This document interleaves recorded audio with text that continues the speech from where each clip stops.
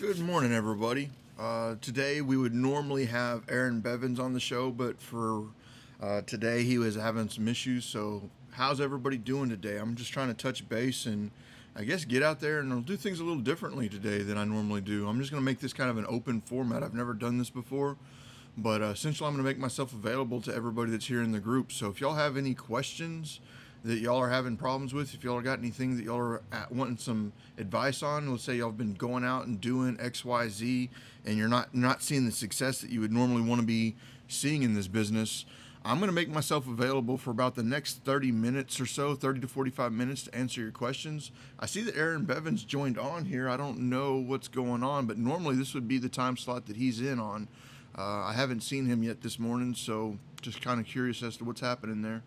But for everybody that's out there right now, I'm trying to make this available, my time available to you today. Just answer any questions y'all might have. And in the meantime, I'm gonna just kind of go through and start out giving y'all some understanding of how I got started in the business. I don't talk about it very often, so with all of that taken into consideration, like, how did I get into real estate and how did I get to where I'm at? And while I'm talking about that, I'll be scanning for any questions that are coming in and I'll answer them as they're going. But I was about 19 or 20 whenever I picked up a book, and unfortunately to this day I still don't remember the name of it, but it was a book written by Ross Perot, I believe it was.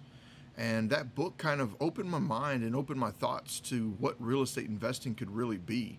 So moving forward from there, I went and, I just kind of caught the bug. And I believe, 23 years old. I was 23 years old and I was out driving around during my lunch break at work. I was a helper for a controls company. I was pulling wire and installing wire on job sites. And I was making about $9 an hour. And I was out driving around during my lunch break. And I was driving back through a neighborhood and there were a bunch of homes for sale, and there happened to be one home that had a garage sale on it. So I stopped in at the garage sale. Stopping in at the garage sale, I was talking to the homeowner, and I was just like, hey, what's going on over here? Like, every home over here is for sale. And she's like, yeah, the landlord used to own all of these homes on this side of the street. There was 28 townhomes on one side of the street and 28 townhomes on the other side of the street. And I asked, like, what's going on? She's like, well, there used to be a landlord that owned all of these on both sides of the street. They were all townhomes. Good morning, Alma. If you got any questions, hit me up. But they're asking, like, from there, she said the landlord sold half the street to some new investor. So you had 28 townhomes on one side, 28 townhomes on the other side, and the owner owned all of them. And then at some point in time, he sold half of them off to a new investor. And she said when the new investor bought all of the homes, he went through and kicked everybody out. Like she said, he kicked everybody out and he started doing renovations to all the properties. And then through the course of doing renovations to all the properties, he ran out of money and went bankrupt. So all 28 of the homes on one side of the street went not vacant, but they all went bankrupt at one time, and they all got taken to foreclosure. And now you've got 28 townhomes that are pretty much not vacant, because that's not the right word, because they were all occupied, but they were owned by the banks now. So I'm sitting there on my lunch break, and I'm sitting here and I'm talking to this lady at the garage sale, and I'm like, wow. So I started going from house to house to house, just kind of looking at them. Most of them had the doors kicked in or the windows busted out of them. The entire neighborhood was pretty well trashed. And I started going through and I'm like, what's going on here? And so I go ahead and I call up one of the real estate agents. His name was Andrew, and I don't remember Andrew's last name, but his name was Andrew. He was with Coldwell Banker, and with him being with Coldwell Banker, I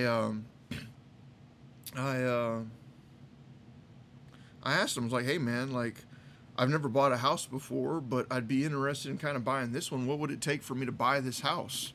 And he said, well, are you pre-approved? Do you have what it takes to get a loan? And I was like, I don't really know. I mean, I've never done anything like this before. What do I need to do? And he's like, well, do you have an account with a bank? And I was like, yeah, I've got an account with Bank of Texas. And he's like, all right, we'll call them up and see if you can get in touch with their loan department and get yourself a loan. So I went ahead and I called them up and I was like, hey, can I talk with somebody about getting a loan to buy a house? And they're like, sure. So I ended up getting on the phone with a lady named Gretchen. And Gretchen took all of my information And then she said, let me see if I can get you pre-approved. She's like, do you already have a house in mind? I was like, yeah, I've got a little townhome. They're wanting $43,000 for it, or something around. It was right around $43,000 is what they were asking for the house. And I go through. She says, yeah, you're pre-approved for up to like 76 grand. So I'm sitting here thinking automatically like, wow, I've got myself a house. I've got everything I need. Like they're willing to sell it to me. They're willing to loan me money. I thought the deal was done. Like I had no experience in real estate whatsoever. I had read that one book. And after reading that book, I just caught the real estate bug. So I'm sitting there on my lunch break at 23 years old, walking a bunch of abandoned townhomes in the middle of downtown Dallas, right outside of Deep Ellum. And moving forward from there, I'm just like thinking everything's going to go smooth. I'm talking to the bank; they're ready to go. I talked to the real estate agent, and he ends up getting me under contract with the property. And I'm like, I really think the deal's done. So the real estate, or excuse me, the bank starts going through a long list of stuff. She's like, well, I need to see these documents, and we're going to have to order an appraisal, and we're going to have to order an inspection, and we're going to have to do this, and we're going to have to do that. I'm going to remind you, this was about 2007 when I bought this house. 2007 was right about when I bought that house. So buying that house, right up front, someone had stole all the electrical in it. Someone had stole the air conditioners out of it. Someone stole all the plumbing out of it. Someone had stole all of this stuff out of the house. And busted out all the windows. And so while I have this property under contract to purchase, not only does it catch on fire, the house next door catches on fire. The house next door catches on fire. And when the house next door catches on fire, it catches my roof on fire. It's a townhome, so they're all connected. And man, I'm like, wow, that's no fun. But I go through and I get the appraisal. I'm kind of making this story short just to kind of give y'all some time to get in here and get going. Feel free to ask any questions you have. My goal right now is to make myself available to every one of y'all to answer questions as I'm here. But as I'm going through this period of time, the inspector comes out to check out the house. And when he comes out to check out the house, I've never done a home inspection before. I have absolutely no clue in hell what I am doing at all. And he comes in there and he's like, well, are you going to get all this electrical fixed? Are you going to get all this plumbing fixed? Are you going to get windows put in the house? Are you going to get an air conditioning system put in the house? Are you going to cover up all these holes in the walls from where they stole everything? And I was like, well, of course I'm going to. And they're like, well, you're going to do that before you buy the house? And I was like, well, no. Well, needless to say, I ate my words. I ended up having to get all of that stuff fixed prior to buying the house. And after everything was all said and done with, I bought that house at 23 years old. And then I lived there for the next 2 years, paycheck by paycheck, going through and just buying any of the material I could buy to clean up the house, make the house better than what it was. And after everything was said and done with, I turned around and sold that house for right around like $150,000 to $160,000. I don't remember exactly how much I sold it for, but it was about $150,000 to $160,000, and I ended up buying it for right around $35,000 to $40,000. So I walked away with a paycheck for about $97,000, $98,000 whenever I was 24 or 25. I believe I was 25 years old whenever I walked away with that first paycheck. And that paycheck was just about $2,000 or $3,000 shy of $100,000. So why did I say that? Why do I consider that to be important? Because that absolutely changed my life forever. I don't know what my life would be like right now had I not done that. I mean, at the point in time, I was making about $9 an hour. Never really made any more than that, maybe $9 to $10 an hour doing manual labor, whether that be changing tires, digging ditches, moving furniture. I've moved furniture. I used to work at a junkyard pulling parts off of cars.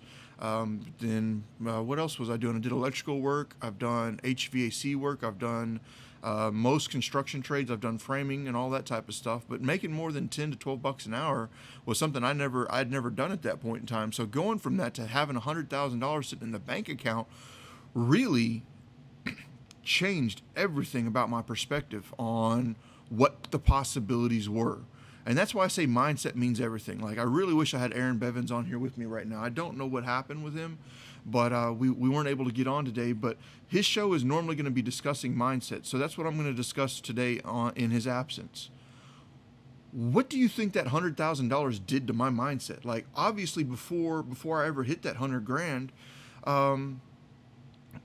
even though I had the bug before I hit that 100 grand. If it wasn't for that 100 grand, I don't know if I would have been able to survive in real estate, because you really need something to keep you motivated, to keep you inspired, to keep that mindset going. So one of the things I'd ask everybody out there watching today is, why are you doing this? Like, why do you care about real estate? Why is it that you're over here on a Monday watching me over here talk about real estate?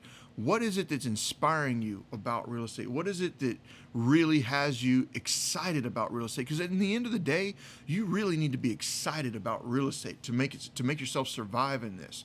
What are some of the key qualities that allowed me to get through that first deal? Like, I have found personally, the people that persevere are the ones the people that are resourceful and don't give up are the ones that are going to make it in this business. Now, it can get tough at times. There is no doubt that you are going to have bad days. There are going to be days where you're just ready to flat out give up. And I don't care what level you're at. I mean, whether you're doing your first deal or you've done 1,000 deals, there will be days where the stress just hits it like a ton of bricks. And you're like, man, I am done. I'm ready to see this over with. There will always, always, always be bad days. But how do you get through them? Like, what is it that I see other investors do that allow them to make it through those hard times? And feel free to drop some of your thoughts in here. Like right now, well, hey, Jay Coleman, Leo, Dre, Taisha, Tyler, Justin, and Leah, thank you all for tuning in. What is it about real estate that has you excited? And like, what are the paths that you're going to go down to get there? For me, I did it a lot different than most people. I personally had a really strong background in construction. So with my background in construction, I was really drawn to the rehab side of homes. I never even knew what wholesaling was. So like, for the first 3 to 4 years, I did nothing but rehab with no understanding at all of wholesaling. Now, you also got to take into consideration when I bought the house. I bought the house in 2007. If anybody here was buying real estate in 2007, you'd remember that like it was what we call fog a mirror and get a loan. Like, pretty much all you had to do is have a heartbeat and you could get a loan to buy a house. So when I bought that house, they gave me 100% financing on the purchase. So I didn't have to come up with any down payment at all. And then on top of that, not only did they give me 100% of the purchase price, they gave me 3% of the closing costs. So I got a 103% loan, 100% of the purchase price, 3% of the closing costs. So all I had to do is come up with 97% of the closing costs, which ended up being shy of $400. So to buy this house, all it cost was $400. So, the lending environment made it in such a way that I could buy a house for practically no money. I didn't really have to have any money at all to get this house. All of that taken into consideration, though, I did have to have money to get it fixed up. So over the next 2 years, every single paycheck, I took any extra money I had and I'd take a trip to Lowe's or Home Depot and try to find anything I could find that was on clearance that I needed for the home. And I'd take it back to the house and I'd just spend the next 2 years, nights and weekends, completely redoing the house from beginning to end. At the end of all of that, though, there were plenty of nights and weekends where I was like, I'm just tired of working on this house day in and day out. I gave up on all of my personal life. I didn't have a whole lot of friends. I wasn't going out all the time. All I was doing is working on that house. Do you think there were times where I was tired of working, 50, 60 hours a week at my day job and then going home at night and doing another 50 to 60 hours a week at least on my house? You better believe it, especially after 2 years straight. But with that taken into consideration, I was taught at a very young age, like, the importance of a work ethic. I was not allowed to be lazy. There was absolutely nothing about my life that would allow me to just sit in front of a TV and watch shows all day. I had a full-time job by the time I was 13. I had 3 full-time jobs by the time I was 16. And when my dad got into an accident when I was about 14 years old, he completely disabled himself. He was unable to work, period. Like, shattered his pelvis. That pretty much started his path down addiction to opiates.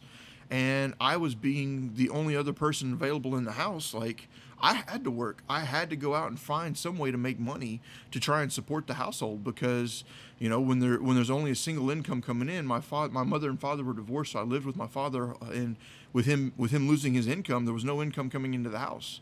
So I had to start working.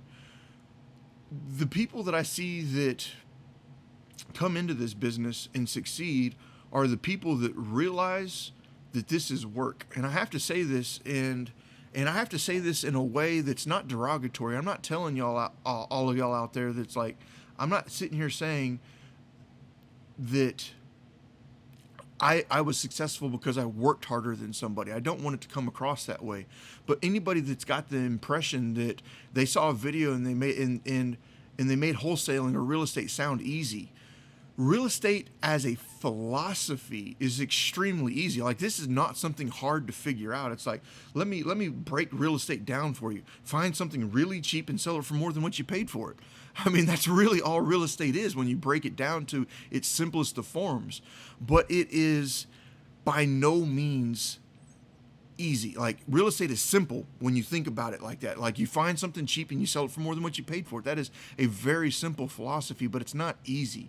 It takes years of trial and error. It takes a massive amount of overcoming fear. Like, for everybody that's out there right now, like, I bet you a lot of y'all are scared, especially if you've never done a deal before. You're scared to death of getting on the phone and talking to a seller.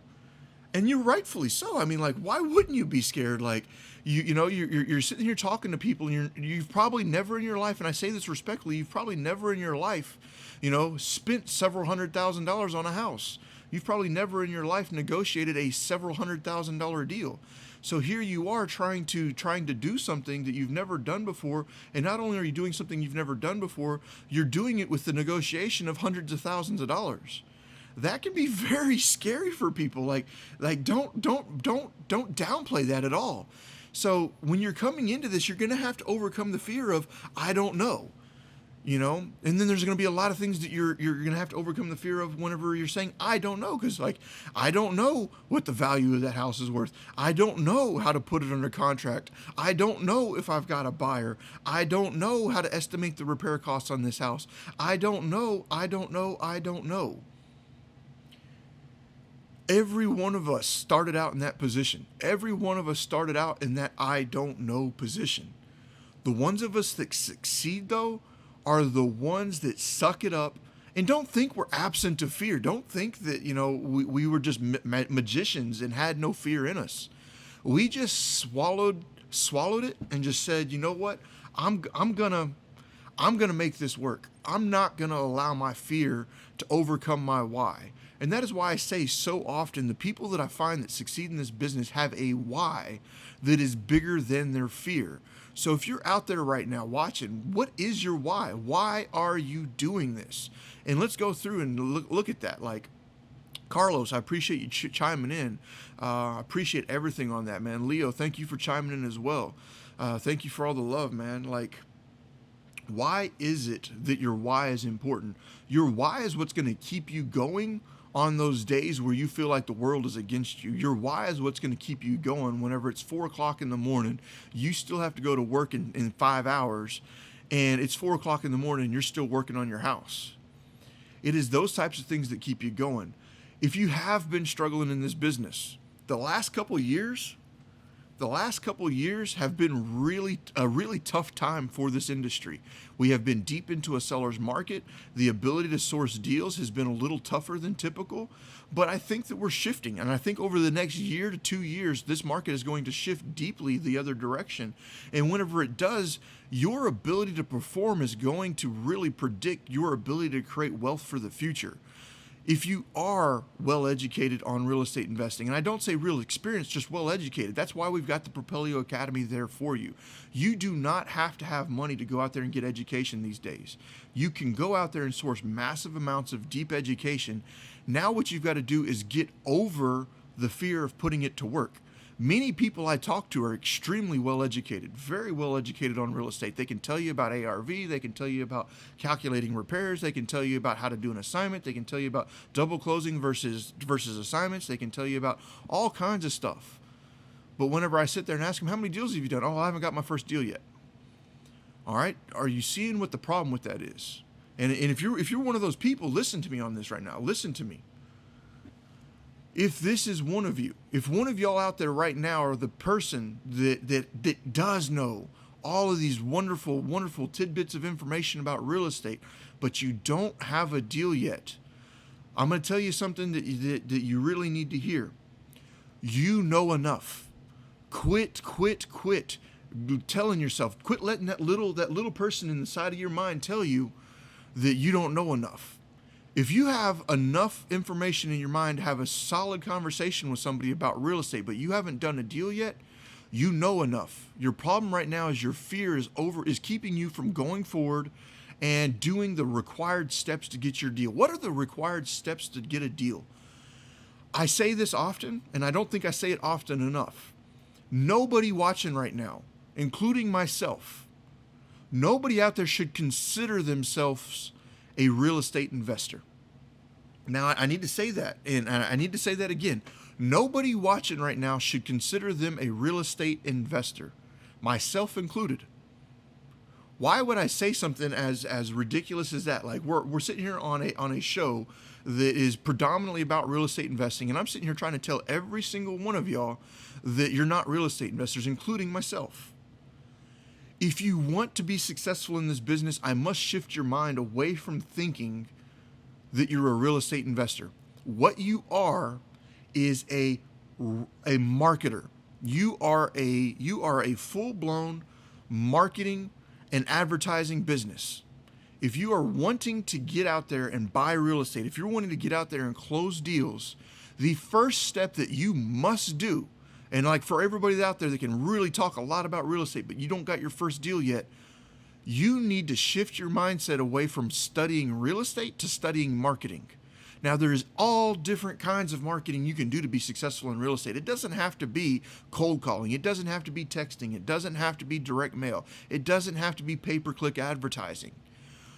But you must start becoming a master marketer and a master at sales.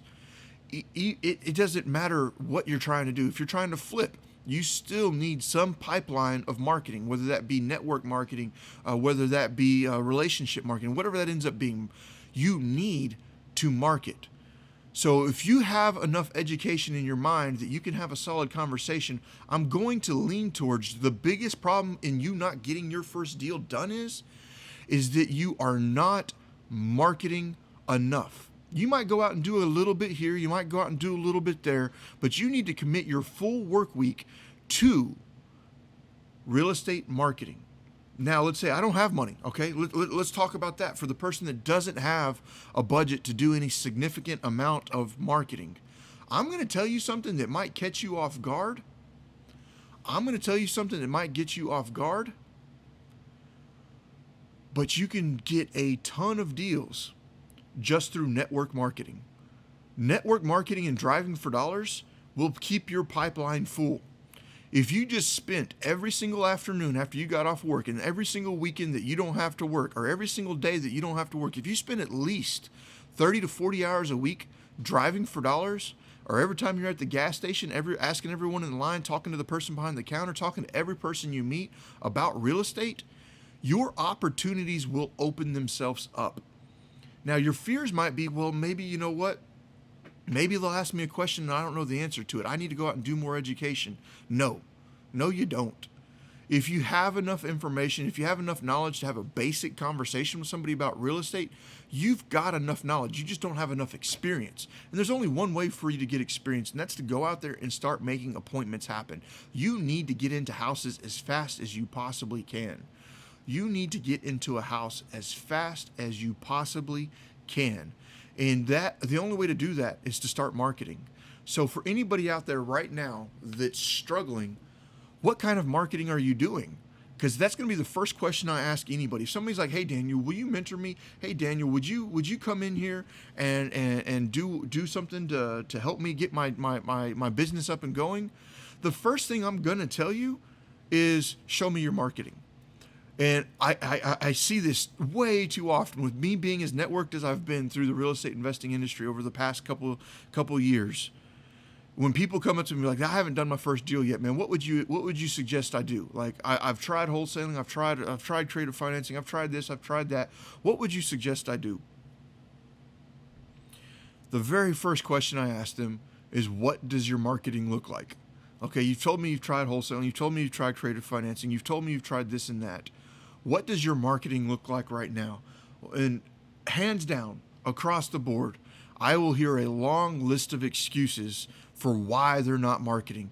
Oh, I'm not really trying to do a lot of marketing right now. I need to make sure I got this, and this. I don't got my LLC yet. I don't got my business cards yet. And all I hear whenever I ask that question is a long list of excuses. And when I say that, you're in the back of your mind saying, well, that was me too. That's me. I'm making excuses. Business cards are busy work. You know what? That's business. That's busy work. Getting a phone set up with Google Voice is busy work. Can you close a deal without having a Google Voice phone number? You most definitely can, without a doubt. You can close deals without having a Google Voice phone number. You can close deals without having a business card. You know what you can't do? You can't close deals if you're not marketing. Your entire job when you're getting started in this business is, one, get yourself a baseline of education. You can do that very easy on YouTube University. You can do that very easy in the Propelio Academy. I don't think there's an easier way to do it than the Propelio Academy. We've made it free to all. But once you've gone past that, you can do that with a paid mentor. Make sure that your mentor is the right fit for you and they're going to give you what you need. But you can first up your education. Once you've upped your education, everything from that day forward turns to marketing. So if you're out there right now and you're sitting here saying, I haven't got my first deal, the question I'm going to ask you is, what kind of marketing are you doing? And you need to answer that to yourself and answer that to yourself honestly. And don't give yourself any excuses, because I know that a lot of times what we'll do as humans is we will make an excuse for anything we don't want to do, and we will make a reason for anything that we do want to do. If you want to do it, you'll find a million reasons to do it. And if you don't want to do it, you'll find a million excuses not to. You must find the reason for why you're doing this. That's why your why is so important. If your why is not large enough, you will be able to make millions of excuses. But if your why is, my daughter doesn't have food on the table, then you shouldn't be making excuses for why you're not marketing. Your why needs to be big enough that you're going to overcome that fear. And that is where mindset comes into play. I saw a speech, and this probably wasn't Robert Kiyosaki's original idea. Someone's probably done it before him. And if you know who did this speech, feel free to go out there and drop it in the comments. But Robert Kiyosaki said something along the lines, and he used some glasses to make this point across. I believe he used a shot glass, like a little shot glass, and then he had a big pitcher of water. And he said, I'm going to represent the human mind with this shot glass. And this shot glass represents a poor person's mindset. He then took the big pitcher of water and he started pouring the water into the shot glass. And as he poured the water into the shot glass, the water was just spilling over the top of the shot glass. And he said, I want the shot glass to represent the poor person's mindset. And I want the pitcher of water to represent money. He's like, no matter how much money and knowledge I pour onto this mindset, it is just going to escape them. It's going to overflow the edges and it's going to disappear. He said their mindset is not prepared for the amount of money and knowledge that I'm going to put on them. For me to give this person the money and mindset that is required to make money, I must first change the way they think. And whenever I change the way they think, they will be able to absorb more money. So he gave that as an example. He said he put a much bigger glass out there. He's like, this is the middle class mindset. He's like, I can pour a lot more into a middle class mindset, but at some point in time, that mind is going to start rejecting what I am telling them, because what I am telling them does not match their truth. And until I change their truth, they will not listen to what I have to say. Whenever I go out here and I say, making $100,000 a month is not that hard, there's going to be a lot of people, when they hear this, it's going to immediately hit their brain and be like, yeah, it's not hard for them, or it's not hard for really rich people. But that's not me. It's hard for me. It's not hard for them because they had XYZ, but it's hard for me because I don't have XYZ. You're going to make an excuse to support your truth. You must first change your truth, i.e., change yourself from a shot glass to a cup, to a 5-gallon bucket, to a pool, to an ocean. You must change your mindset. And that is extremely hard to do. Don't think that that's an easy thing to do. Don't sit here listening to this and try and make it sound like I'm trying to downplay how difficult it is to change your reality, because your reality is often tied to your ego. And you must change your ego to advance in this business. You must get away from the mindset of scarcity. You must get away from the mindset of excuses and things of that nature. To do that, you literally have to kill your mindset. You have to kill your ego. And if your ego is who you are, you must kill yourself.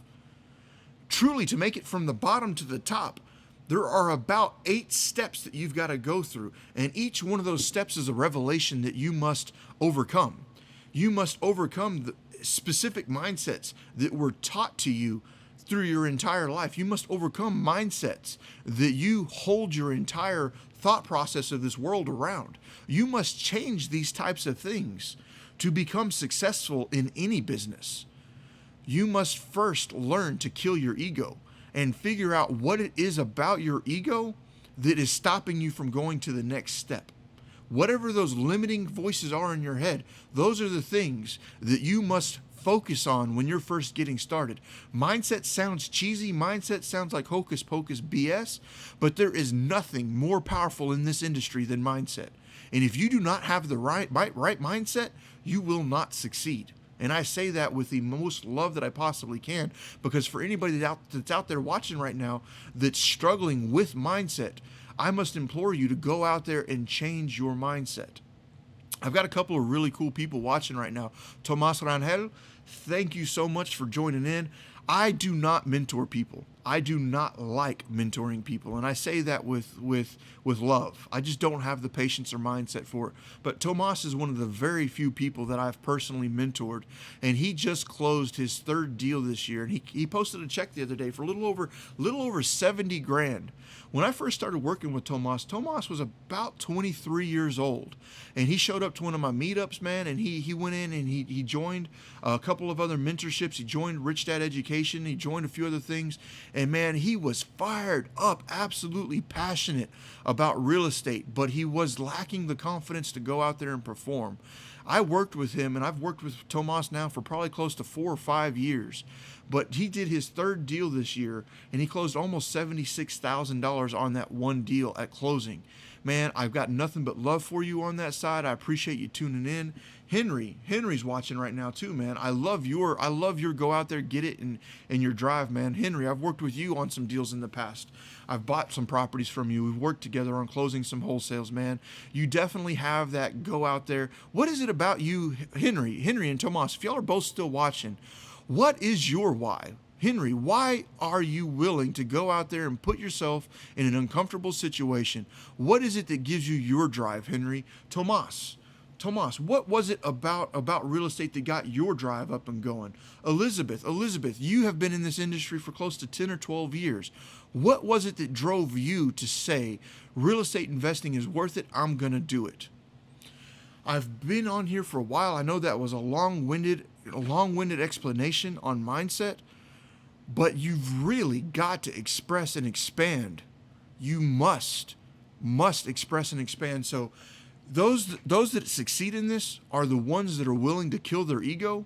The ones that succeed in this are the ones that are out there taking chances, the ones that are out there putting themselves into situations that they're not comfortable in. I forget how that saying goes, and it's a wonderful saying, but your success is found at the edge of your comfort. You know, like your comfort is this area right here. When you get out of this area and you put yourself into a totally different spot that leaves you extremely uncomfortable, you will be finding yourself in that area of unknown. Because if you stay in this area, this is the area that you know. And if you really like the area you know and you're really excited about it and you've got a really well-planned future in the area that you know, great. But if you don't like your future, if you don't like the area you're in, if you don't like the way life feels right now and you don't see a positive future for yourself, you're going to have to pull yourself out of this spot and put yourself somewhere way outside of the spot you're in, and do yourself a favor and study, what spots can you put yourself in that you think you can perform in. Many of the people watching right now found real estate as that spot that they want to put themselves in. Just realize it's going to be painful. and I do say painful, to go from this spot to over here, because it is going to be overwhelmingly uncomfortable. You're going to have to embrace that discomfort. You're going to have to accept that you're going to be in a very uncomfortable situation for the next several years. It took me probably 3 to 4 years of being uncomfortable before I finally hit a level of comfort that I could feel confident about what I was doing. A lot of people say fake it till you make it. And in a lot of ways, I embrace that. I know that there's right ways and wrong ways to fake it. What I'm going to say by fake it is not fake it by like going out there and getting yourself a Rolls Royce. I'm not going to say fake it by going out there and getting yourself a Rolex. I'm going to say fake it by faking the confidence. You've got to have confidence to succeed in this. And if you're unconfident, if you're nervous, if you're scared, if you've got fear, fake it, fake the confidence. You've got to be able to stand tall. You've got to be able to say, I've got this. You've got to be able to say, nothing's going to stop me from getting this contract today. I'm going to go over there and I am going to be ethical and I'm going to do the right thing. But by the time I leave that house today, I'm going to have a contract. It's that level of confidence that's going to allow you to succeed. So when I say fake it till you make it, what I mean by that is fake the confidence. You can't show up to a phone call. You can't show up to an appointment being extremely nervous, being extremely scared. You're gonna have to fake that confidence. It took me probably 3 to 4 years before my confidence was at a level of like just nothing can stop me. But that first year to two was 100% faking that confidence. Don't be ashamed if you have to fake some confidence getting started in this, if that makes sense. So all of that all of that to be said, how are you going to get that confidence? You've got to get into a house. You're scared. You're nervous about getting on the phone. You're nervous about talking to the seller. You're nervous about walking through the house. What if they ask me a question that I don't know? Confidence will get you past that. So why is mindset important? Confidence comes from your mindset. You must first work on your mind. And I keep saying that. And I believe it wholeheartedly to be true. You must work on your mindset to be successful. What are some things that you can do to work on that mindset? This is something that Aaron Bevins preaches a lot, and I really respect him for teaching this so much. And that is basically the concept of the secret in affirmations. Affirmations. What do I mean by affirmations? Affirmations are all of the words that you speak to yourself inside of your mind. Affirmations are all of the things that are in your mind that you're telling yourself every single day. If you are telling yourself every single day that you are worthless, if you're telling yourself every single day that you're not ready, if you're telling yourself every single day that this just is not for you, your actions will represent that. You must first change those words in your mind. And that's what the affirmations are. So when you get up every single morning and you're looking yourself in the mirror, look yourself in the eyes and say, today I am going to market until I've got an appointment. And I am not going to stop until I do. Every single day, if you looked yourself in the eyes in the morning when you got up and you told yourself, today I am going to market until I get an appointment and I'm going to go on that appointment. I'd be willing to bet if you've never been on an appointment, within probably a week, you'll be on an appointment. Why? Because you're telling yourself every single day, I am going to market until I get an appointment today. I'm going to market until I get an appointment today. That means you're going to spend the next 12 hours marketing and marketing and marketing, doing whatever you've got to do to get an appointment. Change your affirmations. Okay? Change the way you think about this. Change the way you think about your confidence in this. So, I don't know that I've got much else that I can add to this. I don't know if I've got much else to say. If you've got any questions before I walk away from this call, I wasn't planning on doing this today. Aaron and I were scheduled to go live today, and I sent him a Zoom link prior to this, and I wasn't able to get in touch with him, so he was not able to join. But if you are new to this channel, if you are new to Propelio, if you're new to the Propelio group, I hope that you're enjoying it, but my overall goal for you today is to understand that the mindset is the most important piece to getting your first deal done. And whenever I say that, I say it with the utmost of respect. but you must first learn to overcome any of those limiting factors that you have in your mind, any of those previous assumptions that you may have had about this industry. You must work yourself through that, change your mindset, and find success on the other side. So if any of y'all are struggling on the education side, please go out and check out propelio.com/academy. It is a 100% free resource to gain education on your real estate investing. Beyond the Propelio Academy, if you've never heard about the Propelio's Driving for Dollar app, it's called Propelio Mobile. With the Propelio Mobile app, you can skip trace, drive for dollars. You can send direct mail. And then on the Propelio website, if you go to propelio.com, you can get MLS comps, you can get lead lists, you can go out there and get a Driving for Dollars app. You can get a website for your real estate investing business. So if you've never experienced Propelio's websites, go out there and check them out. All of that to take into consideration. I don't think I've got much else to add. I'm going to go check out YouTube real quick and see if I got any questions over there. But I think that's about it, man. I really appreciate all of y'all for joining in today. I really appreciate everybody for being on here. But thank you each and every one of y'all. And if you don't have your first deal yet, fake it till you make it. And what do I mean by that? I mean fake your confidence. Jermaine Wilson, I see that you got a question over there on YouTube. What do you recommend to read on marketing and sales, Daniel? On my side, what I studied was copywriting. I don't have any books on copywriting, but I read a bunch of blog posts on copywriting. One of the blog posts that I read that really helped me out on that was, and you can go out there and Google this, but it was dual readership path. It's a type of copywriting that I really enjoy. Dual readership path. And then if I look beyond that, I talk about sales. There's a book by Robert Cialdini, and I probably said his name wrong, but it's called Influence, The Science of Persuasion. I definitely read that book. Other books that I would read is What Every Body is Saying. And there's two words there, every space body. It's a book written by an FBI I forget exactly what it is. I believe he was a negotiator, FBI negotiator, and I may be wrong on that. I know there's two books out there, one by an FBI hostage negotiator and another one by, no, he was an FBI interrogator. He would interrogate people, and he was a master at reading body language. So that book, What Every Body is Saying, is something that I really like to read. Another one, Robert Cialdini, Influence, The Science of Persuasion, I really like to read. Both of those are two books that I'd recommend you read on that. Any other questions that I see popping up before I get out of here? I don't. Okay. What can I say to sellers if they ask about my previous transactions, since I don't have any, Linda? That is a great question.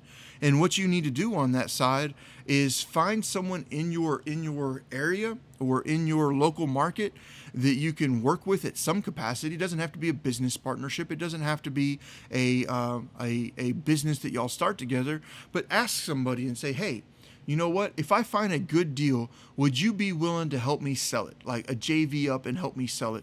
And if they say yes, you now have an oral agreement that this person will partner with you to help get rid of this property. Well, here's something you can say, Linda. Once you have that, you can respectfully and honestly say this whenever you're talking to a seller. When a seller says, tell me a little bit more about your previous transactions. Well, Mr. or Mrs. Seller, I appreciate you asked that. I am relatively new to this. This is I have not completed a transaction personally yet, but my partner that I work with has closed thousands of these transactions, and he's been helping me learn through this. So he's going to be helping me through all of this, and while I'm the one here talking with you, and I'll be the one getting all the paperwork, my business partner will actually be the one that helps me through all the rest of these steps. So while I understand and respect that you want to know and make sure that I have experience, my experience is really limited, but my business partner has a lot of experience, and if you have any questions that I can't answer for you right now, I'll be glad to ask my business partner for them. But just be very vulnerable with them, be very honest with them. You might actually be surprised, and that seller might say, you know what, I really respect you out here trying to do this, and I really want to help you get your first deal done, so you know what, I'm going to go ahead and go with you. Does that make sense?